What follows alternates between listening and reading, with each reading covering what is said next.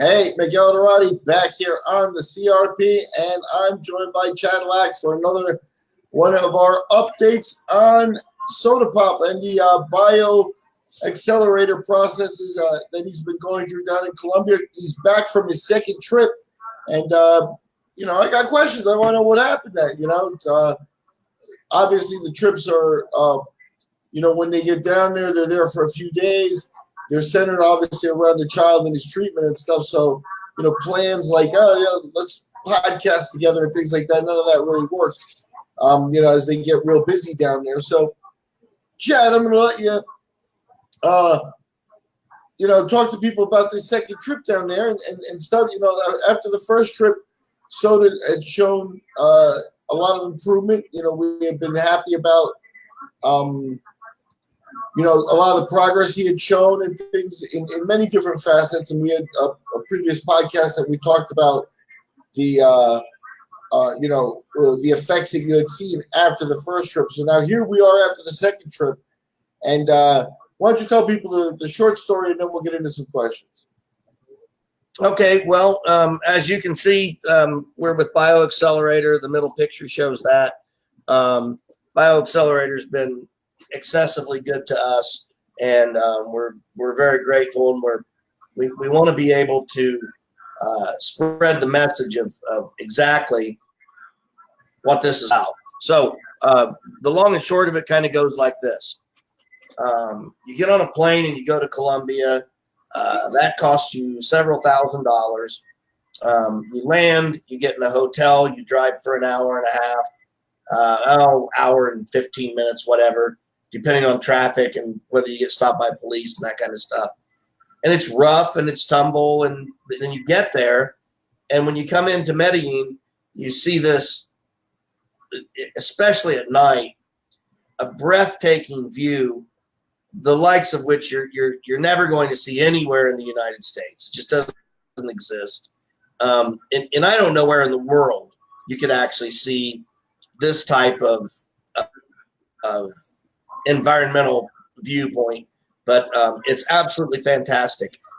One of the weird things about South America and Central America, and you can speak on this as well, but just as an American, something that I found kind of odd is that the poorer people live up in the mountains, and the richer you are, the lower you live.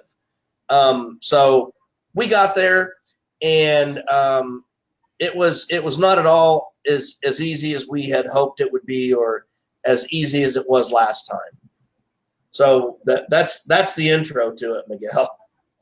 And I understand that. And unfortunately, knowing a little bit in the pre-talk, it didn't kind of go your way the whole time through with Soda as well. Soda had a couple of high stress reactions. Why don't you talk a little bit about dealing with that and how that worked out with the treatments, and then afterwards, after the treatments and he received the new stem cells, then I also I have other questions and maybe a couple of science questions. Yeah. So. Okay, so the first thing they did when we got there is they put him through neuro testing, and neuro testing is basically a really layman's way to put it would be they take the word red and they make it green. So red is in big letters, R-E-D, but it's green. And then they have on the next sheet, they have green in red. And then on the next sheet, they have green is green and red is red. And kind of what happens is they say, show me which color is, point to the color green. And he can point to that. Even though he sees it says red, he points to green. Then they flip the page and they say, and now red is red, and they say point to the color red, and he points to the color red. And then after that they say, they flip it and they say, now I want you, and now red is green and green is green. And they say, now I want you to point to the color that says red. And he has to pick between green and red. And he can, he can read basically. And so he has to choose which one is red and green, but neither of them are red. So he's kind of confused. Maybe he gets it, maybe he doesn't. He points to red. Let's say he gets it. The next one they flip over, they're the wrong colors. Red is green and green is red. And they say, now point to the word red. And he points to green because it's red. And these are the kind of things these are psychological testing, and they're just neurological tests that you do to figure out if someone can sort of switch gears and how fast they can do it. It's a lot about attentiveness and what your neural processing factors are, etc. We talked about this a lot in our boxing podcasts about CTE and brain injury in boxing and what needed to happen. So those neural tests are kind of what happened. Does that kind of fill you in on the beginning of it, Miguel? Yeah, and naturally, at points in there, the kid, couldn't take it anymore, kind of thing, and got stressed out. So Yeah. I know that led to some trying times. Now, how long after he said, you were there for how many days? 7 this time. Okay, so in that time frame, when did he actually receive the stem cells? How much prep is there before that? Is it throughout the time there, or is it a one-time shot, in the middle, or how does that work out? Yeah, that's a great question. So here's sort of what happens. You land, you get unpacked, and the next day you're immediately into the hyperbaric oxygen chamber, for example. Hyperbaric oxygen treatment forces oxygenation into the cells, and it sort of makes them kind of pep up. When they do that, it helps them transport the information that you're putting into the cells via IV. Then he goes back and he has an IV, and usually the first day they're going to do a vitamin IV, and it's got I don't know. I don't really even know what all's in it. I don't want to speak on it because I don't know exactly what's in it. I could repeat it for you, but that doesn't mean I even truly understand it, because vitamins are sort of a myth in the States, but they take it very seriously there, and it's a holistic approach that it kind of prepares the cells. And then after that, so that's 30 minutes of sitting in a leather chair, getting vitamins. And I was thinking I had a picture of that, but I don't think I actually have that right now. But after that, then you switch gears and you go to the stem cells. So when you get to the stem cells, when that happens, it's here's a picture of what you can see behind me there. Hold on, let me get out of solo here. So you can see the leather chairs behind me there, behind the giant Kevin Nash, who was a really great guy. That's my wife on the right, Andy, and my son Soda Pop in the middle, and Kevin in the back. And that's the room where you receive your intravenous stem cells and your intravenous vitamin pack, if you will. So from there, you go back to the room and you basically try to rest, and then suddenly he has this massive urge to get up and go do things, and he gets very excited. Or in this case, he became overwhelmed with anxiety. It was the most difficult period in my life I've ever had with my son, other than watching him in a coma, because he literally just could not control his emotions, and that's pretty normal for an adolescent, first of all. but an adolescent with severe brain injury, followed by a stroke, the loss of his grandma, his grandfather's dying of cancer, all of these things piled up together. Yeah, it's a lot. And he has become extremely adapted to schedule. And so, you know, he wants to come home. He goes and he checks his puppy, Mr. Little Jeans, and he plays with his trucks and tractors for a while. And then it's time to eat. It's time to bathe. It's time to get his pajamas on. He sits in front of the television for a little bit, etc. And when you remove him from that environment and put him into something completely different, it makes him go completely haywire. And my understanding is that children with autism and Asperger's have this same sort of have the same affect, if you will. So suddenly we had kind of a demon on our hands, and we didn't know what to do with him. And of course, we don't believe in corporal punishment or any of that nonsense. So it just became a matter of gritting our teeth and grinding it out, correction after correction after correction. And by day 2, we were also getting up very early in the morning to facilitate getting all of this done. It's a long haul. He doesn't want to take the wheelchair, but he has to, because if he doesn't, he'll walk too hard on the concrete. He'll break a small bone in his foot. He'll hurt his hip, etc. And so we push him in the wheelchair, which he hates. We get over there, and he sits down and he gets into the hyperbaric oxygen chamber again, first of all, which pops his ears and causes him a great deal of pain in his ears. Part of that is due to he's had so much cranial reconstruction that across his, I'm kind of off camera here, I think. Sorry. He's cut across here in the bone. You don't see the scar here because there isn't one, but this scar peels his whole face down, and then they take a saw and they cut his bone out here all the way around, and that's called a bifrontal flap removal.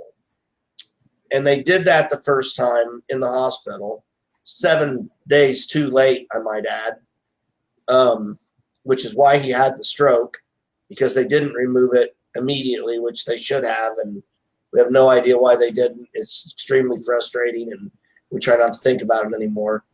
But then they patch all that back up. So he's got like a putty, he's got screws, he's got all kinds of stuff in there. And you can imagine how that kind of shortens or lessens the amount of space in his sinus cavities that go through there. So when we're on a ears pop, it's very hard. You put him into a hyperbaric oxygen chamber, and he's just utterly miserable. So his beautiful mother, Andrea, gets in with him, and she suffers through in this awkward position. It's very hot in there. It's uncomfortable, but she does it. And, you know, for just a human being to get in there and do it like you or I, it would be nothing. And then you would feel really good when you got out, and you would recover much more quickly. But for a little boy with all those other problems, it's just adds insult to injury. And then we had to take another neurological test the next day, this time upstairs in quiet, because they want to test him in different environments. And that was the second set of triggers. And after that, it just never got better. He was just triggered the entire time, and we could never get him to come down. So it was miserable. It was miserable. But I don't care. I'll take all the misery in the world, and I'll put my son through 5 days of misery, 7 really with the flights, because there's a day flight each way. but I'll take that any day of the week, and twice on Sunday to get him this kind of miraculous recovery. So I kind of went off tangent there, Miguel. Go ahead. Sorry. Yeah, and I appreciate it. And that's a lot of detail, and I did understand that he had suffered. We'll call it stress, and I'm sure it's got a more technical term, but the stress of everybody gets stressed out traveling, and this, that, and the other stuff. So you start adding those up onto a little boy that is sort of defenseless still in many developmental ways, So I can see that that's not happy, that there's not going to really be a way to make him happy, unless this guy's a little dog and things like that. So I feel for you, because those are really trying times. You just got to get through now. So let me ask you a question in terms of the stem cells. Once he's done, did he get like a shot of stem cells, or is it over the course of 3 days he got 6 different loads? How does that work? That's a great question. Yeah. So what happens, and I get that a lot. How does this happen? How do they do it? Do they have to cut you open and do they shoot them directly into your brain? What happens? It's not quite as complicated as people think, and maybe we can talk a little bit about how they harvest the cells as well, if not on this podcast, on another. But most of it's intravenous. So they had to find a vein in his hand, which caused that caused a lot of problems for him this time. He's not afraid of needles. He's been stuck millions of times, obviously, because we live in hospitals and in therapeutic units and all of this rehabilitation stuff. That's just how our lives are now for the last 9 years. But he was already triggered from the other things, and then he has small veins, and it's very hard to find his vein. And they had a hard time finding this vein to because first you have to draw the blood up, and then you put the IV on, and then there's just a drip bag that, there's a little casing, a little plastic casing, and we sign, we write something on it, our intent, heal lefty, whatever that might be, all the way. And so it drips down and it feeds into a tube, which feeds into his IV, which feeds into his vein. And once it hits its bloodstream, the bloodstream takes over and, distributes it throughout his body.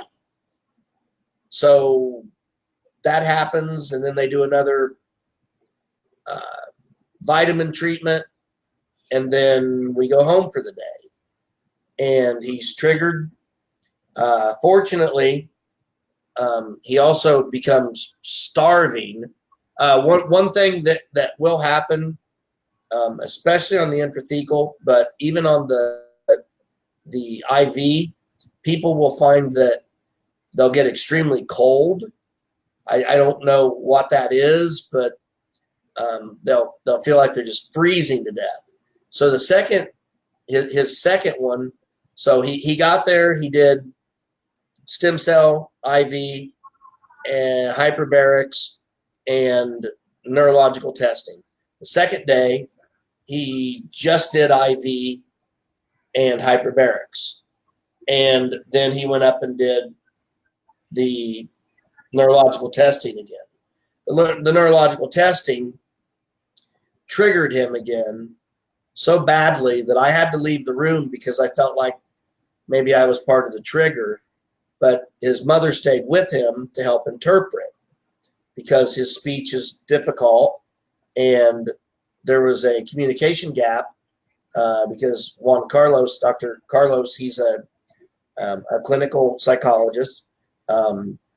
His English is good, but when you're trying to talk to a 12, almost 13-year-old with brain injury, it's not quite as comprehensive.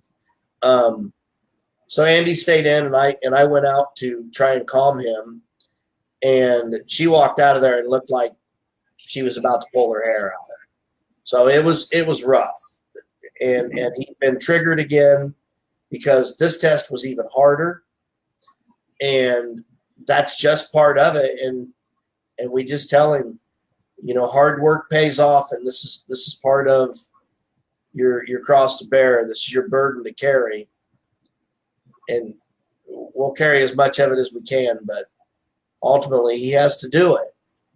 And if he wants to get well, that's just how it's got to be. So yeah. we left and we went back to the room for a little bit, and he was very unhappy. That's an understatement. And so we went to the mall, and then we went out and we got something to eat. And he didn't eat well at all, which is strange because usually he's ravished. But he had so much anxiety that he couldn't eat. So then the next day, kind of the same thing, but he gets stem cell injections again as well. And it's not an injection, it's a drip. So it's just an IV that drips down and delivers a stem cell. Takes about 45 minutes to get the whole bottle, and that's 50 million stem cells. Mesenchymal or mesenchymal, however you want to pronounce it, stem cells into his vein. So that's that part. What do you want to know next, Miguel? Well, now one of the cool things that came about this trip, you obviously you showed the picture with Kevin Nash. I know that you've got a picture with the other wrestler Ryback and stuff like that. But also, more importantly, the Matt Hughes challenge has come to fruition and gotten finalized. And I know that the way that worked out, you can talk a little bit about that. You can maybe show some pictures, because I know that Soda actually, even though you may be stressed out, you may, in this trip, he did actually get to the famed 740 stairs in Medellin, Colombia, and you actually took him part of the way up the stairs. Tell us about all that and enlighten us and fill us in. And we also talked about the Matt Hughes Challenge in a couple of other podcasts. So if you want to, look here on the channel, I'm sure that you'll be able to find them. So, Chad, take it away. Talk about the Matt Hughes Challenge and the climb of 740 stairs. Okay, so let me start with Ryback and Kevin Nash, and let me tell you about those guys first. And another gentleman, I don't have his permission to talk about him, but he's an NHL player, and I don't know what happens in the NHL, but it's bad, because this kid was 28 years old, and they did more work on him than anybody I'd ever seen them do work on. So I wish you all the best. Well, not to give away, I know the name of that person. Not to give away, did you see the note I sent you about him? Yeah, and he'd also suffered testicular cancer, and so he beat cancer and a few other things. So he's tremendous human being in every way. He sat down and talked to me at the restaurant one night, because I don't know how else to say this. I couldn't handle it anymore. And I went down and I sat in the restaurant at a table by myself and just kind of sat there, because I was kind of losing my mind. And having him come up and sit and talk to me, this hugely famous Canadian NHL player sits down beside me and walks up and says, "Hey, can I sit with you and ask you some questions?" And I was like, "Yeah, of course." And I didn't even know he was in the NHL. I just knew he was an athlete. And he started asking me, how long have you been doing this? And they said, you'll be able to answer questions, and I should talk to you, and I don't know what to expect, etc. So that was a real honor to be able to, in some way, kind of help that young man. And he's trying to get 5 more years out of his career, and he'll get them with this treatment. I told him, I said, well, you're going to get those years, but you're going to have to come back here and do this again, and I hope it helps you. You'll see in the center picture there, that's Ryback. I'm going to be honest with you, I'm not a wrestling fan, so I didn't know Ryback or Kevin Nash at all. Had been in the elevator with him a few times and kind of, hey, how you doing? Hey, how you doing? And we go back to the IV room and, hey, how's it going? I'm Chad. This is my son, Soda Pop. Oh, that's cool. Soda Pop, right? And, but I didn't know him. And I think that really helped because they, even on Ryback's podcast, Kevin commented that, they wanted us to go to this giant rock, which is called Guadape. And he said, yeah, that's the last thing I want to do is be caught doing 7,000 selfies on a giant rock with my knees the way they are, and so apparently my approach was probably the right way, which was that just luckily I didn't know them or they wouldn't have spoken to me, obviously, because it would have been a bother. And I can understand that. But I will tell you this as well. Even though they were bothered a lot, at least Ryback, I can't speak for Nash because I didn't see him as much, but Ryback took every opportunity to take selfies with people, stop and talk to them, and be a human being with them. He's an intelligent, kind, and generous human being all the way around. And I was very much impressed with his character and his personality, and I wish him the best. And he's already said he can't believe the differences. And so check out Ryback's podcast if you haven't yet. It's Ryback, the big guy. I think I might have that backwards, but if you put in Ryback podcast, you'll find it.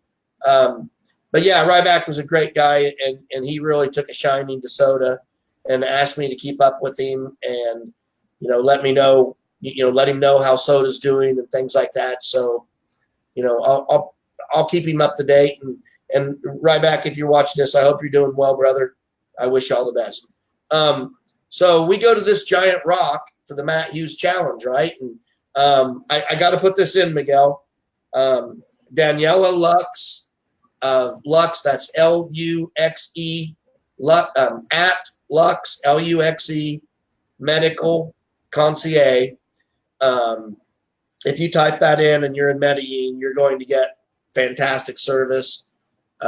Daniela was absolutely amazing in every single way. We went from meeting her real quickly to set things up to crying in a booth with her over a steak, which was subsequently the night that Soda had his second stem cell injection and became suddenly ravenous.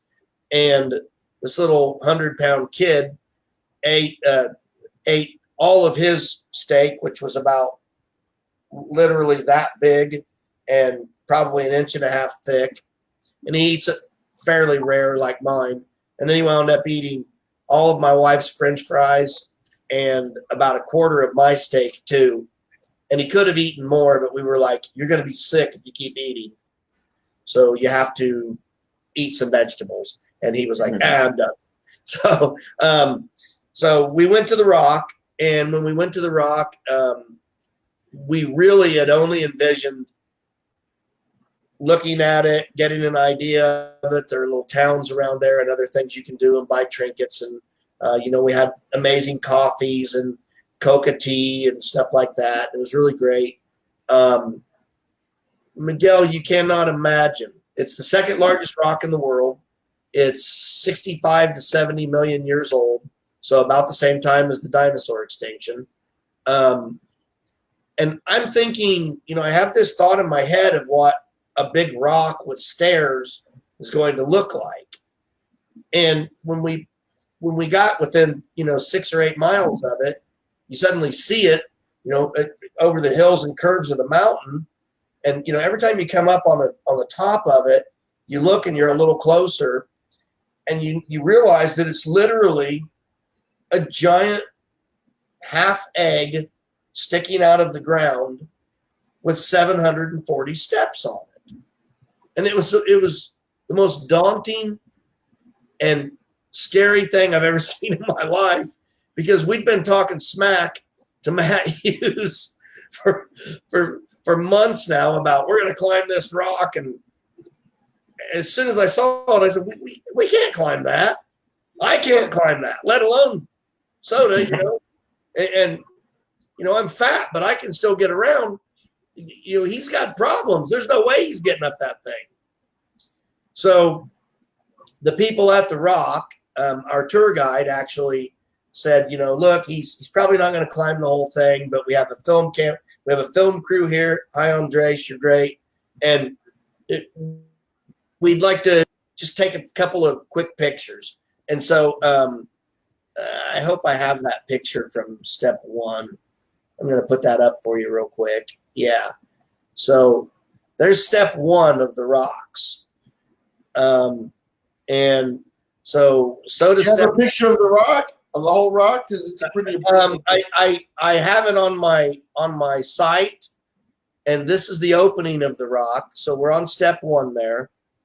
But you'll have to go to the Cage Rage podcast page to look up.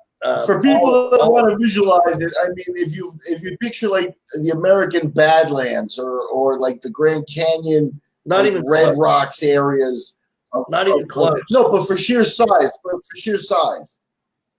Yeah, I mean, it's just so enormous that you can't comprehend it.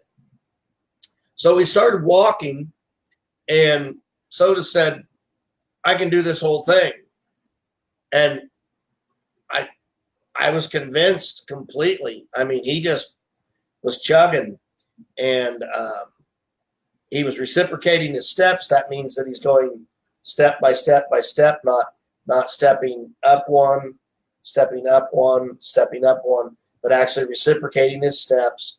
The handles on it, this is the clean part of the rock.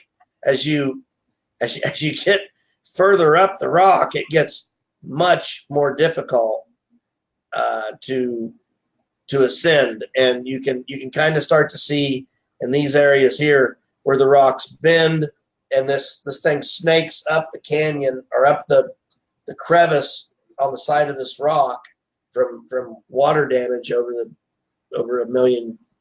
60 million years, and they put cement steps in it so you could get up it. And there are 740 steps, and this is at step 125. And at 125, you either keep going, or there's a door that you have to kind of go back around and step down one flight, and you bail out of that door.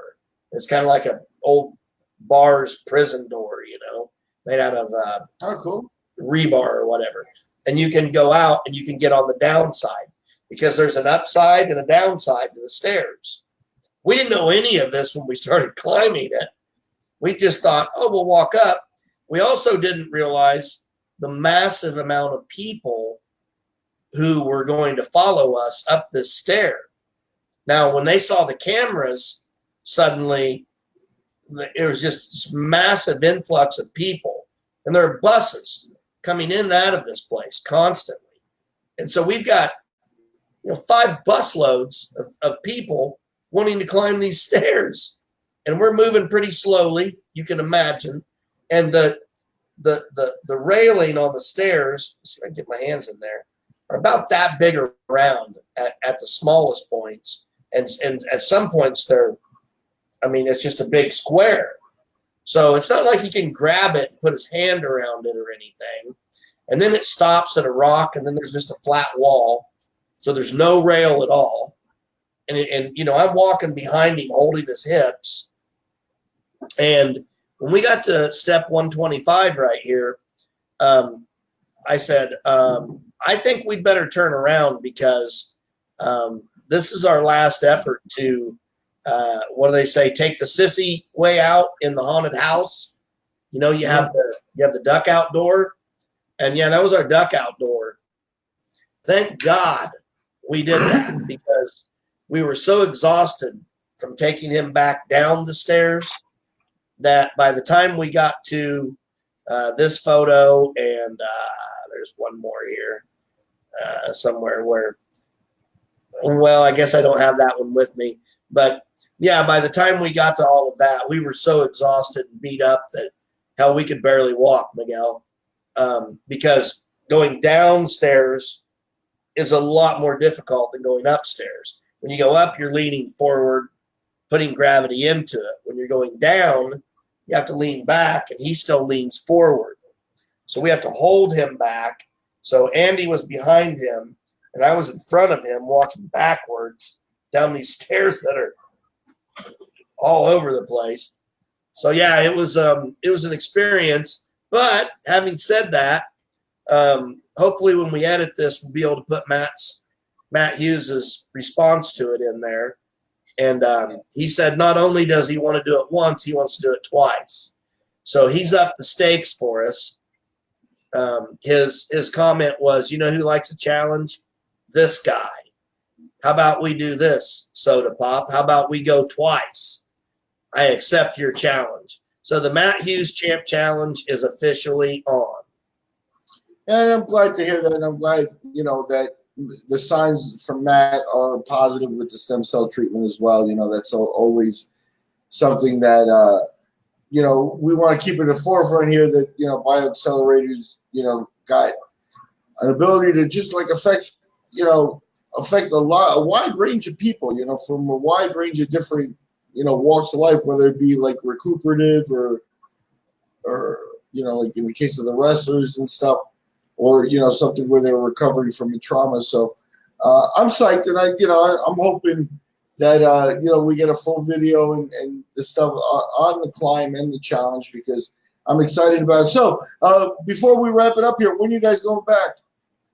We go back in 3 months, and real quickly, Miguel, here's a picture of Soda recovering from the intrathecal procedure. So because he's so young, they have to put him under. They use propanol, which they have to use so much of it on him. It's unbelievable because he's so used to it, because he's had propanol so many times through all these procedures. But it's a pretty harmless drug, more or less, as long as you're, you know, very educated in it, which obviously they are. They bring in anesthesiologists and neurologists and the whole slew of people that are there taking care of him. So you don't have anything to worry about. I mean, we worry anyway, but probably shouldn't at this point, as much as we know about it. So he's recovering in this picture in the middle from the intrathecal. Now, what's important about intrathecal, and Matt had intrathecal as well, Matt Hughes did. I guess I should call him Champion Matt Hughes, not just Matt.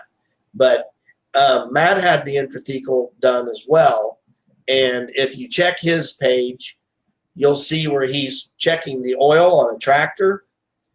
And under that, it states, what of my stem cell update? What have I gained so far?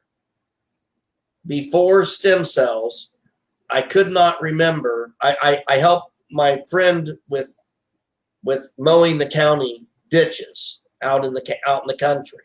So the rural areas, you have to keep the ditches mowed down. And so you take this tractor with this giant lawnmower that folds over. It's called a bush hog, a winged bush hog. And you drive this tractor down the ditches, and you have to be able to functionally operate several levers at once and steer and do all these things, and brake and all that. Well, Matt posted that he now does not have to call his friend after every single ditch when he gets to the end of the road and say, where do I go next? His friend tells him at the beginning of the day, and he works through the entire day and remembers everything he's supposed to do. That's from intrathecal stem cell treatment that you see my son getting right here. So I think that pretty much wraps it up for this one. But I just want to say how grateful I am to bioXcellerator. David Truitt, you're a champion. Michael Alexander, Eric Stouffer, you guys are great. Candace, we love you. Thank you for helping us. Dr. Halpert, Dr. Sarah, Diana, Alexa, you guys are the best in the world. Dr. Polo, you're amazing. You're a miracle worker, and we're really grateful to be a part of this, and to be a part of bioXcellerator. And you know, they call us bioX men. So my son's an X-Men now. He's a bioXman. So I'm proud of him for it. Hey, don't forget to check out the Soda Pop and Dadillac speed show. We just put it up. And I will share this one on bioXcellerator's page and Matt's page and our pages and all that stuff as well. So share this so that everybody knows the miracle of stem cells and what they can actually do for people. We appreciate all the listening audience. Don't forget to hit subscribe and follow as well. And share this with everybody, please. Anything else, Miguel? Well, no, that's it. I'm very glad to check in with you. Glad to have you back stateside, and excited to continue this story here with Soda Pop and follow his progress. So we'll check in and do another interview, in the next couple of weeks or whatever. Just see how progress is at ground zero, literally how you guys are seeing it on the floor there now that he's received a second treatment. With that, I'm Miguel Durante for the CRP. That's Chadlack, and we've been checking in on Soda Pop post Columbia trip 2.